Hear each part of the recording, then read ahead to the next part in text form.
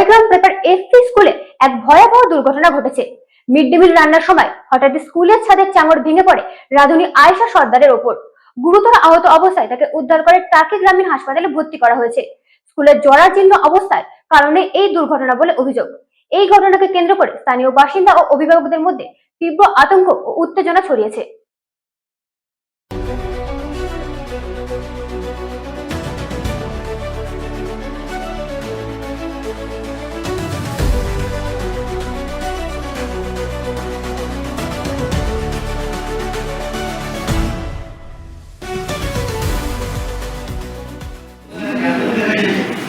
আমি রান্না কাজ করতেছি আর এমন সময় ওপরে তো ছাদের থেকে পড়েছি, তারপরে হাতেই মাথায়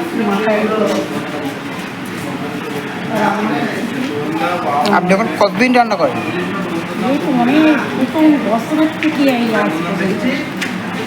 আপনার রান্না করার প্রথমের থেকে এই কাজ আপনারা কি সরকারিভাবে রাখলেন? তারপরে তারপরে কি হয়েছিল? তারপরে কি হয়েছিল পড়ার পরে?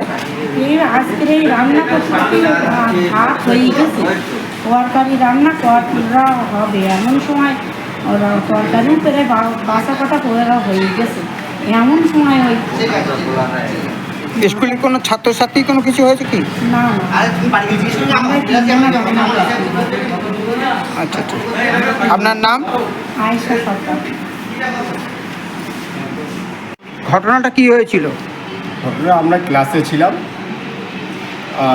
আমরা প্রথম পিরিয়ডের পরে আমরা বাইরে আসলাম, এসে দেখলাম যে রাঁধুনিরা একজনের মাথায় আহত হয়েছে এবং ওনারা জল দিচ্ছে এবং সেন্সলেস অবস্থায় হয়ে আছে। হয়েছে কি আমরা দেখলাম ছাদে যে ডিমটা ছিল উপর থেকেও অনেকটাই ভেঙে পড়েছে এবং ছাদটাও অনেকটা ভগ্নাবস্থ অবস্থা।